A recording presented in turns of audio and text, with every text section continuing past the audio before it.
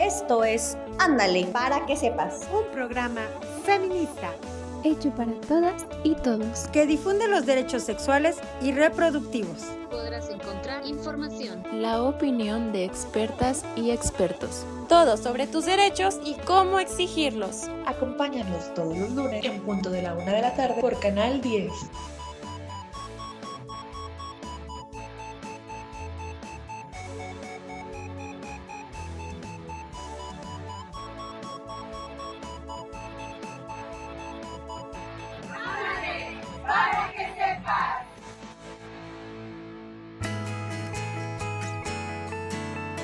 Bienvenidas y bienvenidos a un programa más de Ándale para que sepas. El día de hoy hablaremos sobre un tema que es poco reconocido y que afecta a muchas mujeres. Me refiero a la endometriosis. Se conmemora el 14 de marzo de cada año. El día de hoy nos acompaña en la mesa la doctora Isla Sánchez, a quien tendremos como invitada experta y más adelante nos hablará con profundidad referente a este tema, así como a mi compañera Alexa Ulloa, quien nos hablará de datos interesantes de esta enfermedad que muy poco se conoce.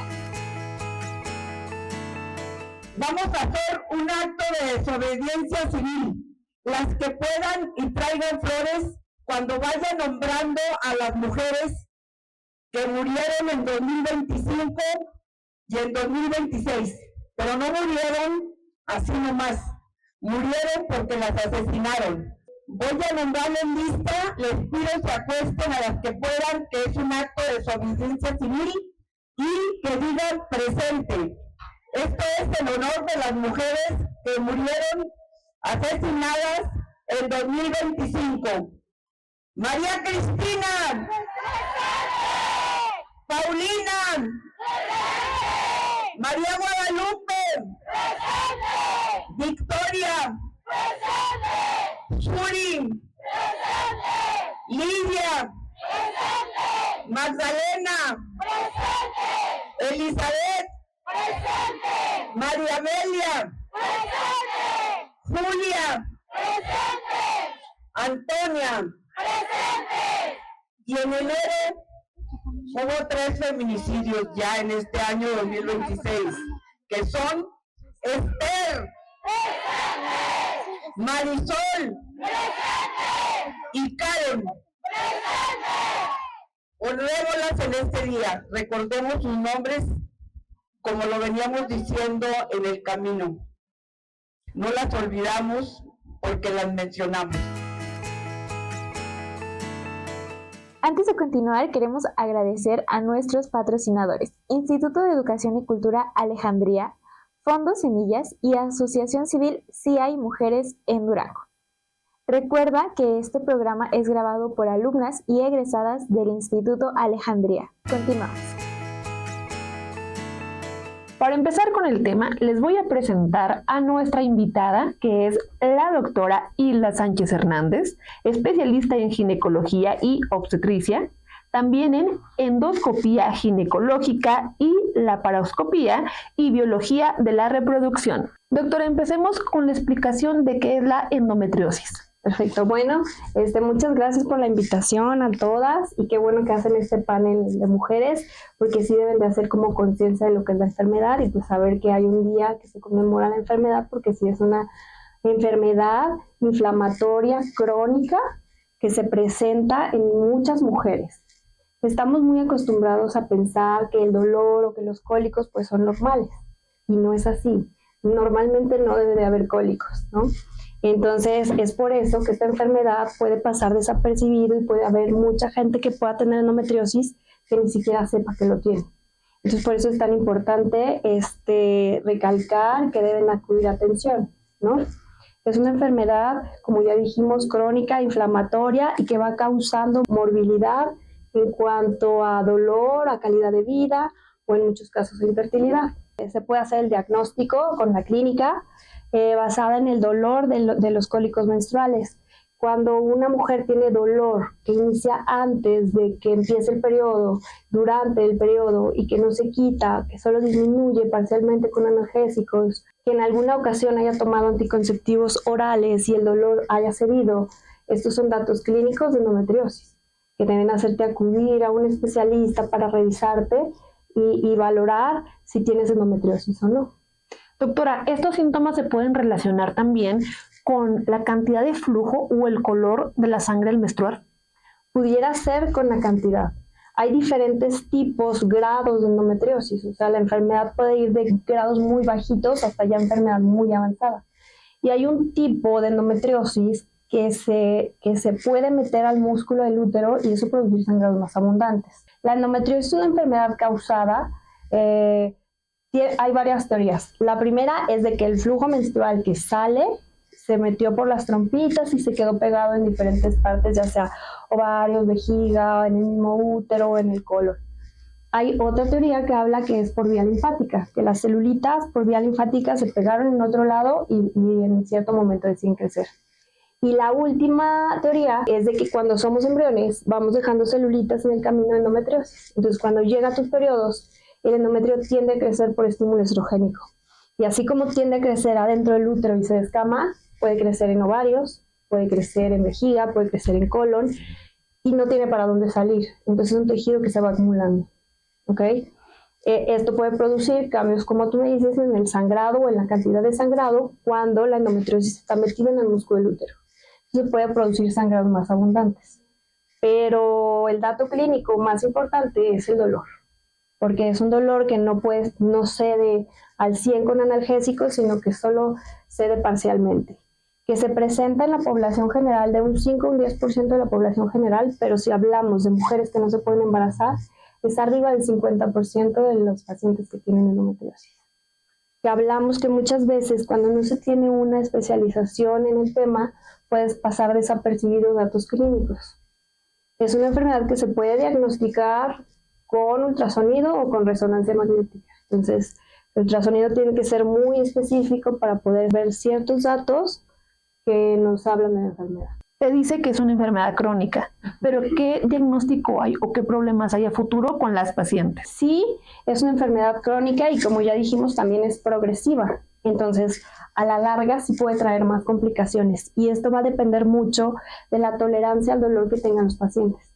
Hay pacientes que aguantan mucho el dolor y que no tienen ningún, como decir, voy a tomar medicamento, no me duele tanto, me aguanto, por una tolerancia al dolor muy alto, y cuando llegan a consulta ya es una enfermedad pues muy avanzada, que pudiera tener quistes o que pudiera tener implantes en colon o en vejiga o que pudiera tener ya muchas adherencias o una enfermedad muy avanzada. O sea, el tejido va haciendo que los tejidos que están en pelvis se vayan pegando.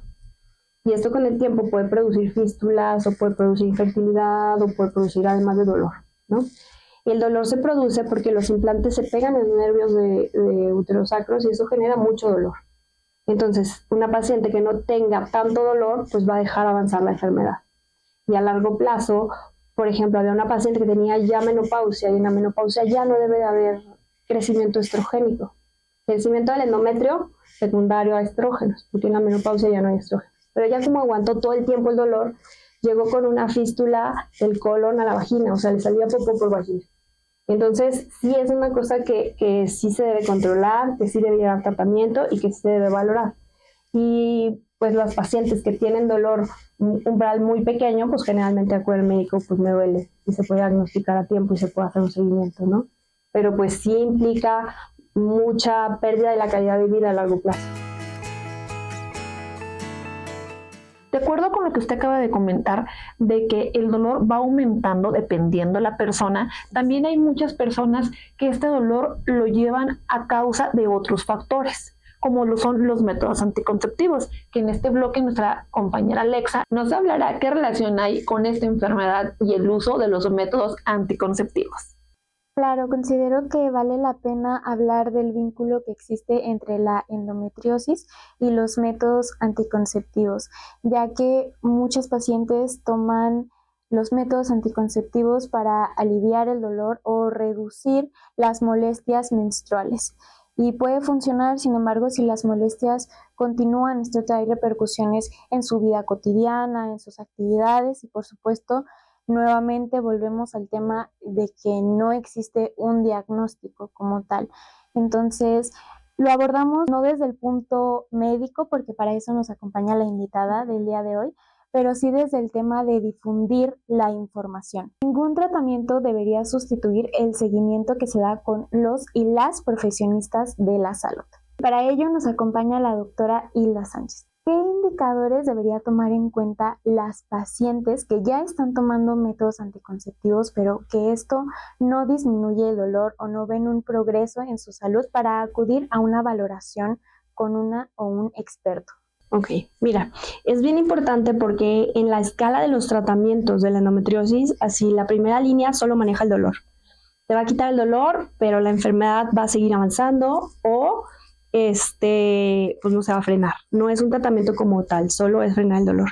Y en la segunda línea de tratamiento de la endometriosis vienen los anticonceptivos. O sea, los anticonceptivos ya están utilizados como una línea de tratamiento para la endometriosis, pero no van a quitar la endometriosis ni van a frenar la progresión, solamente van a controlar el que no crezca tanto el endometrio. Entonces, al hacer eso van a disminuir el dolor, pero como tal no es una línea de tratamiento.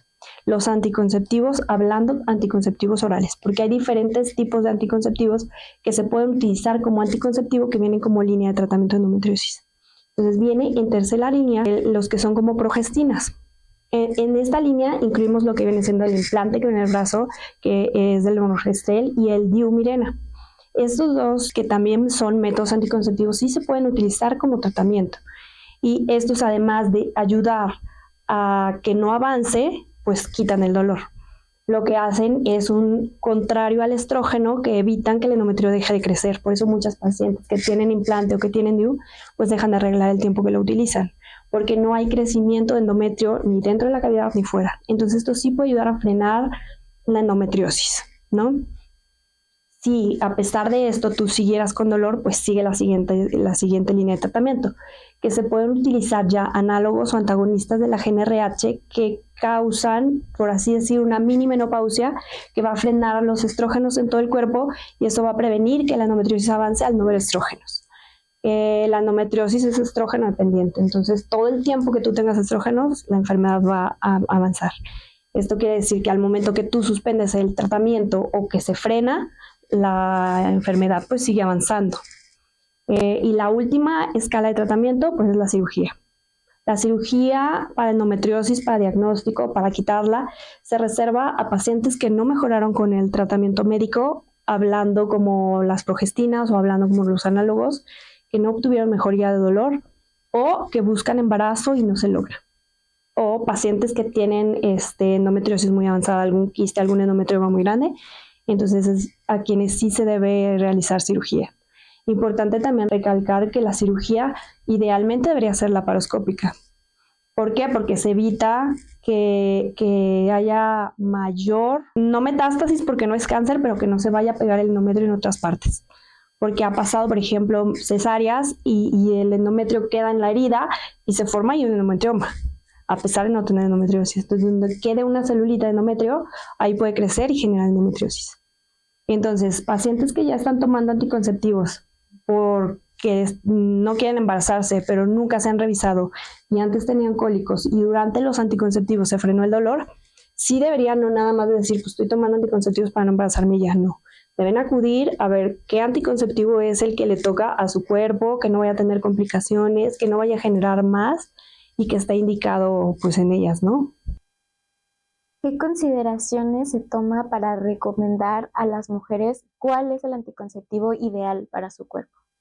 Se debe ver peso y talla, porque cuando tenemos algo de sobrepeso o algo mayor de cantidad de grasita, podemos generar trombos. Entonces ahí sí debemos de ver pues, peso y talla, ¿no? Si padeces de migrañas, si tienes antecedentes de algún familiar que tuvo directo cáncer de mama o de ovario de algún tipo, la edad, si fumas, hay varias características que debemos ver de cada paciente para decir tú puedes utilizar este o tú puedes utilizar este. Doctora, en relación a los métodos anticonceptivos y lo que estamos hablando de la enfermedad, ¿qué tan factible es que las mujeres acepten ponerse el DiuMirena, ya que con este desaparece totalmente el periodo menstrual? A mí es uno de los tratamientos que más me gusta ofrecer a las pacientes. Sobre todo, por ejemplo, las pacientes que ya tuvieron cirugía y que piensan, ya me operé, ya se quitó, no. O O sea, se quitó la enfermedad que está en ese momento, pero si tú no tienes un tratamiento a largo plazo, la enfermedad vuelve a surgir. ¿Por qué? Porque sigues teniendo estrógenos. Inclusive, por ejemplo, llegan pacientes de quítame el útero, así llorando casi, ¿no? Y esa no es la solución, porque sigues teniendo ovarios y los ovarios siguen produciendo estrógenos y la endometriosis puede volver a crecer. Entonces, idealmente, pues dejar el útero y poner un DIU te ayuda a que la progestina haga contrario a estrógenos y el endometrio deje de crecer. Pero pudiera no ser suficiente. Entonces, la paciente puede tener el DIU y puede necesitar un análogo o puede necesitar algún tipo de pastillas como Bisanit. Estos medicamentos son de los que te digo antiestrogénicos, pero en vía oral hacen un poquito más de efectos secundarios. Entonces, recomendadísimo el uso de Mirena en la endometriosis. Entonces, ¿se considera que la endometriosis se puede considerar que son por factores genéticos o por bien el estilo de vida? La endometriosis es una enfermedad multifactorial. O sea, no hay algo que te diga es genético como, por ejemplo, el cáncer de mama, que pudieras tú decir, estudiate este gen y si este gen está positivo te va a dar cáncer de mama. En la endometriosis no hay algún estudio que se pueda hacer que te diga que viene de línea genética. Pero sí es un factor de riesgo que un familiar tuyo directo, una hermana, mamá, tenga endometriosis a que tú pudieras tener endometriosis. No así el grado de progresión de la enfermedad ni que vaya a aparecer o no. Eso ya también va a depender mucho del estilo de vida y multifactorial. Ahorita todo lo que consumimos, todas las cosas que hay, todos los conservadores, todo eso genera estrés oxidativo. Y como hablamos igual, sobrepeso y todo esto genera un poco más de porcentaje de grasa y eso genera estados estrogénicos un poquito más altos. Entonces, al tener estados estrogénicos un poquito más altos, esto puede generar endometriosis, porque la endometriosis es estrógeno dependiente. Entonces, todo lo que te pueda producir aumento en los estrógenos, te va a producir aumento en la endometriosis. Entonces, es una enfermedad multifactorial, no genética como tal, pero sí como factor de riesgo a algún familiar directo, y sí depende mucho el estilo de vida de que pueda desarrollarse, progresar o la rapidez de la progresión. Hace un momento nos comentaba que cuando existe dolor menstrual y posteriormente las mujeres toman la decisión de consultar algún método anticonceptivo sin haber acudido a consulta médica, sino por decisión propia eligen alguno y entonces el dolor disminuye o en ocasiones desaparece. Estaríamos hablando de que ya no existe la probabilidad de que haya endometriosis o simplemente al no haber una consulta no se pudo detectar si existe o no existe en ella la enfermedad. Exacto, al no haber una consulta no se puede saber si existe o no la enfermedad, porque pues no te revisaste, ¿no? Entonces los anticonceptivos, por ejemplo, pastillas o hablando así, no como del DIU o de los que ya platicamos que nos ayudan a detener la progresión, estos van a frenar el dolor y van a hacer que la enfermedad no avance tan rápido. Pero sí, no se puede saber. O sea, sí necesitan una consulta previa antes de empezar los anticonceptivos, porque pudieras enmascarar una enfermedad que pudiera avanzar, a lo mejor no tan rápido, pero de poquito. ¿Qué recomendación daría a todas las mujeres que nos escuchan en relación al tema de los métodos anticonceptivos? Pues sí, que sí busquen a algún ginecólogo que pueda orientarlas, que les haga una valoración, que les haga una exploración, una historia clínica completa para saber antecedentes y todo, y les puedan escoger uno que no vaya a causarles más complicaciones a largo plazo que el solo no tener bebés. Yo me dedico a biología de la reproducción, entonces muchos pacientes que tomaron anticonceptivos por años y no sabían que tenían problema y lo suspenden y luego no se pueden embarazar. Entonces, pues nunca supieron que había algún problema que hace que no te puedas embarazar. Entonces, antes de utilizar algún método, siempre es importante revisar algún ginecólogo que te pueda orientar para saber que sí lo puedes utilizar, que no te estás enmascarando alguna enfermedad, que es el que a ti te toca por tu peso, por tu talla, por tu edad, por tu estilo de vida y que te va a hacer pues, que no te embaraces, ¿no? Al momento de que se emite el programa del día de hoy, muy probablemente muchas de las mujeres que nos escuchan ya están utilizando algún método anticonceptivo sin haber acudido a consulta previamente. ¿Usted sugeriría suspender el tratamiento para acudir a consulta o antes de suspender el método que ya están utilizando, poder acudir a consulta médica? Sí, porque si no se van a embarazar todas y luego nos van a echar la culpa. Entonces sí, que no suspendan el método que tienen, pero que sí vayan a consulta para que el médico revise que todo está bien, que no hay nada raro y que lo que están tomando pues sí les va a ayudar. Doctora, también hay muchos tabús y muchas creencias referente a los dolores menstruales. que más allá de verlo como una enfermedad, lo ven como consecuencia del estilo de vida que llevan. Por ejemplo, la alimentación. Yo cuando era niña me decían, si tú cuando te encuentres en tu periodo menstrual tomas refresco, comes plátano, comes chocolate, eso va a aumentar el dolor de los cólicos. O bien, hay muchas personas que dicen que no te puedes poner un método anticonceptivo sin haber tenido tu primera relación sexual, porque eso también lleva una consecuencia en el transcurso del día a día después de tener relaciones sexuales, cuando ya hubo un periodo menstrual o bien después de haber pasado por un parto. En cuanto al estilo de vida, o sea, no debe de haber cólico menstrual. Puede haber cierta incomodidad durante el sangrado. Puede haber a lo mejor colitis porque hubo un incremento en la progesterona y eso causa cierta distensión abdominal que puede causar dolor. Pero hablando ya como de colitis, no de cólico de menstruación. Aquí es bien importante que chequemos como los foquitos rojos que te pueden decir este cólico no es normal. No debes de tener cólicos días antes de que te vaya a bajar. Y si te tomas una pastilla, el dolor debe quitarse al 100. Pero si tú sientes que tienes cólico días antes de que te vaya a bajar, o durante el periodo es muy incómodo, o es muy abundante, o no disminuye totalmente con analgésicos, pues hay que acudir a valoración. Ahora, es bien importante porque también hay niñas que pueden tener endometriosis. ¿Y cómo voy a ponerle yo un DIU a una niña? Pues no.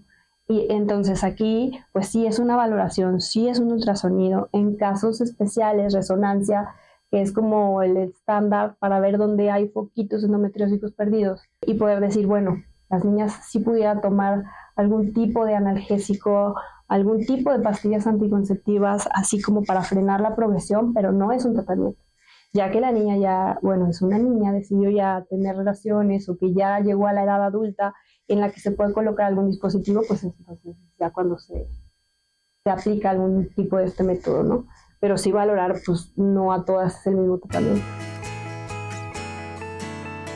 Recuerda seguirnos en nuestras redes sociales. Nos encuentras en Facebook, Instagram y X como Ándale para que sepas TV. Y si te perdiste alguno de nuestros programas, búscanos en YouTube como Si hay mujeres en Durango. Continuamos.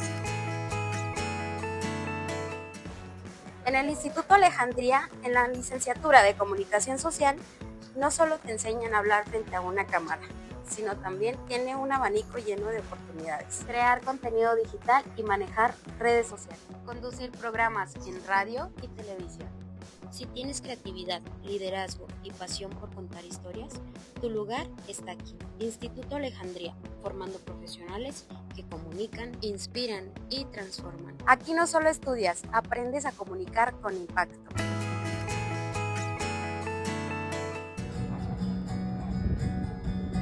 Tiembla el Estado, los cielos, las calles, que teman los jueces y los judiciales. Oye, las mujeres nos quitan la calma, nos sembraron miedo, nos crecieron alas. Acá. Amigas, me cuidan mis amigas, y ya no me cuidan mis amigas.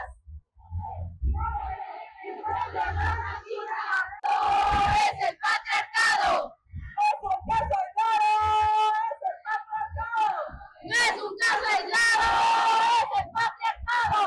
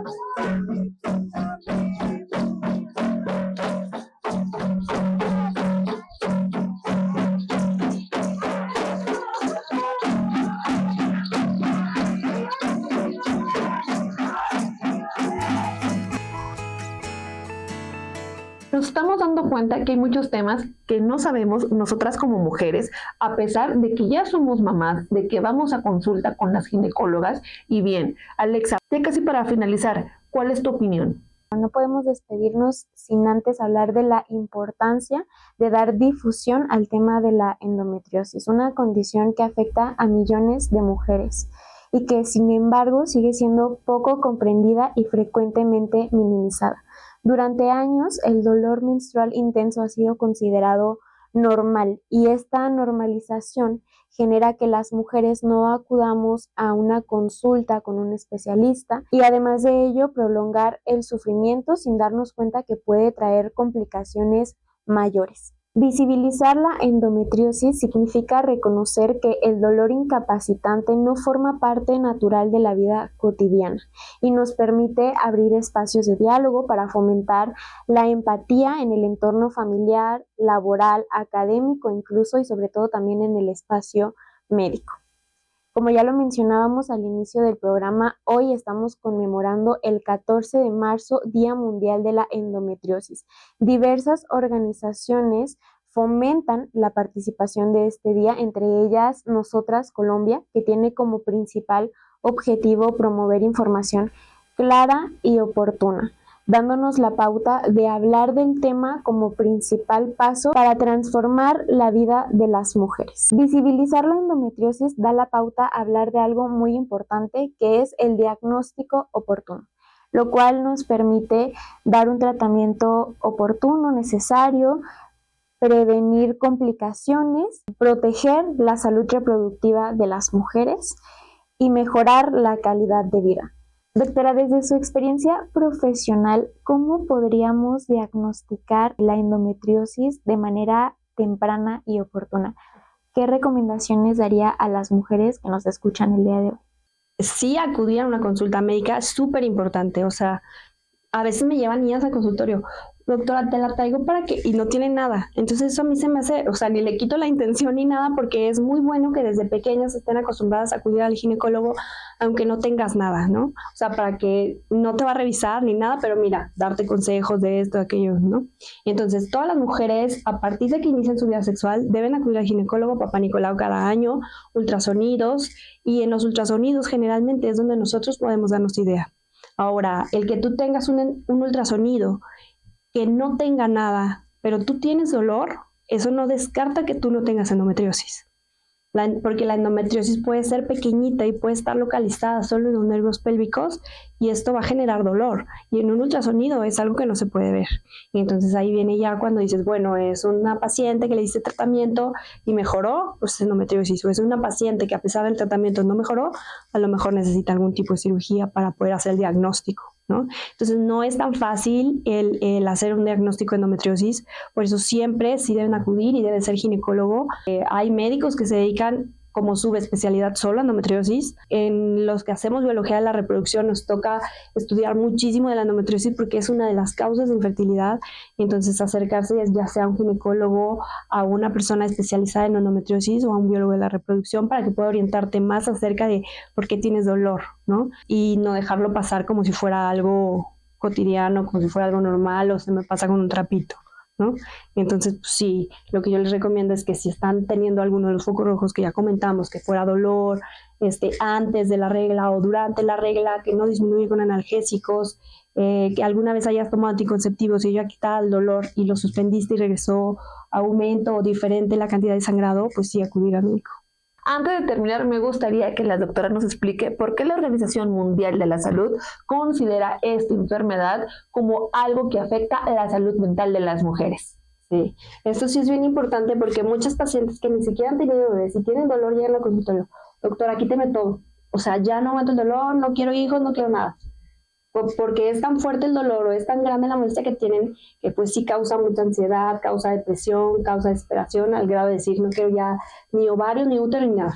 Y entonces cuando ya o las operas o empiezas tratamiento y cambias el switch de ya no tienes dolor, entonces ya quiero bebé, ¿no? Entonces sí es un problema también que puede llevar en algún problema de salud mental por la incomodidad y el dolor y la molestia que esto causa. Espero que nos acompañen la próxima semana con un nuevo tema. Recuerden que tenemos una cita todos los lunes en punto de la 1 de la tarde por Canal 10.